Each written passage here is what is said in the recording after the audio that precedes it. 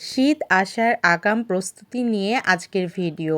শীতের আগে কিছু কিছু কাজ আছে যেগুলো করে নিলে আমাদের সবার জন্যই ভালো হয় এবং শীতের মধ্যে এই কাজগুলো করতেও আমাদের কিন্তু ভালো লাগে না। সেই সব ভিডিও নিয়ে আজকে আপনাদের সাথে হাজির হয়ে গেছি। আশা করি শেষ পর্যন্ত আপনারা সবাই সাথে থাকবেন। আসসালামু আলাইকুম, আপনারা সবাই কেমন আছেন? আশা করি সবাই অনেক ভালো আছেন। এখনও যদিও বা ওয়েদারটা নাতিশীতোষ্ণই মনে হচ্ছে আমার কাছে আছে, খুব যে শীত পড়ে গেছে তা কিন্তু পড়েনি। তো সকালটা সুন্দর একটা মিষ্টি মিষ্টি রোদ নিয়ে শুরু হয়েছে আর দুই বাচ্চা ঘুম থেকে উঠে চলে এসছে এই নতুন বাসার ছাদে। তো তাদেরকে খুঁজে না পেয়ে আমি খুঁজতে খুঁজতে সন্ধান পেলাম তারা এই বাসার ছাদে আছে। তো আমি প্রচণ্ড রেগে গেছি, কারণ নতুন এই বাসার একদমই চারিদিকে খোলামেলা, ছাদের রেলিং নাই এবং সিঁড়িও তেমন রেলিং নাই। তো এই অবস্থাতে বাচ্চাদেরকে একা ছাড়তে আমি কখনোই চাই না। সাথে যদিও বা ওদের সাথে অ্যাসিস্ট্যান্ট দিয়েছে বা আছে, কিন্তু ওদের কথা তো তারা শুনবে না অবশ্যই।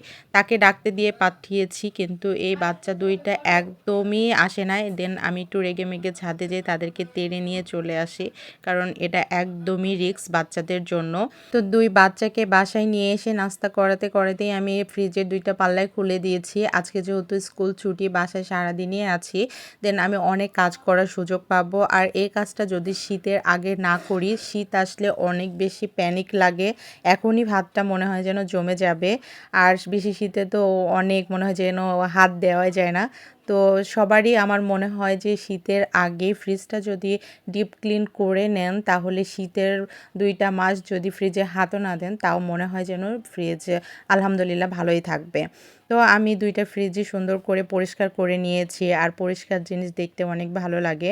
ফ্রিজটা আমার মোটামুটি একটু নোংরাও লাগছিল আর অনেকটা আইস জমে গেছিলো, এজন্য আমি পরিষ্কার করে নিলাম, পরিষ্কার করে সাজিয়ে গুছিয়ে নিলাম। এতে করে দেখতেও বেশ কিন্তু ভালো লাগছে। সাজানো গোছানো জিনিসই আমারও ভালো লাগে, আর আমার শাশুড়িও বেশ সাজানো গোছানো জিনিস পছন্দ করে। তো লম্বা ফ্রিজ এবং ডিপ ফ্রিজ দুইটাই আমি পরিষ্কার করে নিলাম। আর পরিষ্কার করতে করতেই দুপুর হয়ে গেছিলো। ছুটির দিন মানে একটু ওই যে লেজি, ঘুম থেকে উঠতেই দেরি হয়ে যায়, আর ঘুম থেকে উঠতে দেরি মানে সারাটা দিন ছুটতে ছুটতেই চলে যায়। এটা মনে হয় আমার না, এটা হচ্ছে সব গৃহিণীদেরই হয়ে থাকে। একটু দেরিতে ঘুম থেকে ওঠা মানে সব কাজেই ছোটাছুটি। তো আজকে স্পেশাল দুপুরে একটু মুরগির মাংস রান্না করেছিলাম, যেটা আমার মায়ের হাতের স্পেশাল বলতে পারেন। এটা মায়ের হাতের খুবই মজার হতো। তো মা যেহেতু এখন ভাইয়ের সাথে অনেক দূরে থাকে, তো সেই সূত্রে আজকে মাকে স্মরণ করে বলতে পারেন যে এই রেসিপিটা করেছিলাম। এত মজার হয়েছিল এই মুরগির মাংসটা, মানে কি বলবো, লিটারেলি আমার হাজব্যান্ড তো এত খুশি হয়ে গেছে, ওই অনেকবার বলেছে, আজকে তৃপ্তি করে খেয়েছে। আমার না এত ভালো লেগেছে, আর প্রশংসা শুনতে কার না ভালো লাগে। যাই হোক, আপনারা যদি এই রেসিপিটাও দেখতে চান, এটা কিন্তু আমার আরিয়ান্স মাম্মা ইউটিউব চ্যানেলে দেওয়া আছে বা ফেসবুক পেজেও দেওয়া আছে, আপনারা চাইলে দেখে নিতে পারেন। তো দেখুন, মুরগির মাংসটা দেখতেও যতটা সুন্দর হয়েছিল, খেতে মাশাআল্লাহ কী যে মজার হয়েছিল। তো বাচ্চারা থেকে বড়রা সবাই কিন্তু তৃপ্তি করেই খেয়েছে। আমিও সবার সাথে একসঙ্গেই খেয়ে নিয়েছিলাম, কিন্তু গোসল হয়েছিল না, যেহেতু ছুটির দিন। আমার কাজ শেষ করতে শেষ করতে প্রায় অনেকটা বেজে গেছে, আর দিনটা এখন অনেক ছোট। যেহেতু শীত একদমই কাছে চলে এসছে, সেহেতু লেপ কম্বল সব কিছুকে একটু রোদে দেওয়া। তারা তো অনেক দিন ঘরবন্দি ছিল, তাদেরকে একটু খোলামেলা হাওয়া না দিলে তো আসলে সেটা ব্যবহার করা যায় না। তো সেগুলো অবশ্যই থাকে। আর শীত আসার আগে ঘরদুয়ার একটু পরিষ্কার করে নেওয়াও আমার মনে হয় ভালো, যেটা আমি করে থাকি। সব কিছুই করেছিলাম আজকে, বাট আমি এত কিছু ক্যামেরা বন্ধ করতে পারিনি। হয়তোবা করতে পারলে ভালো লাগতো, আপনাদের সাথে শেয়ার করতে পারলে। তো যাই হোক, এই সব কাজগুলো সারার পরে যেহেতু বাবুর কিছু কিছু জিনিস কেনাকাটা করা লাগবে, বেশ কয়েকদিন থেকে ভাবছিলাম যাব যাব, ব্যস্ততার কারণে হয়নি। তো আজকে ভেবেই নিয়েছিলাম যাব।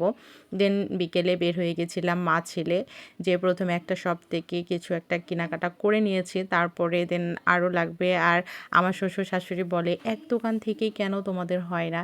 কিন্তু আমাদের সময় হয়তো বা হয়েছে, কিন্তু এখন আর আমাদের সময় হয় না। দু একটা দোকান ঘোরাঘুরি করে দেন আমাদের কেনাকাটা করতে হয়। আর বাবুকে নিয়ে গেছিলাম বাবুর পছন্দ মতো তার কি লাগবে না লাগবে, যেহেতু বাবুর সাইজেরও ব্যাপার আছে একটা, এই জন্য বাবুকে নিয়ে গেছিলাম।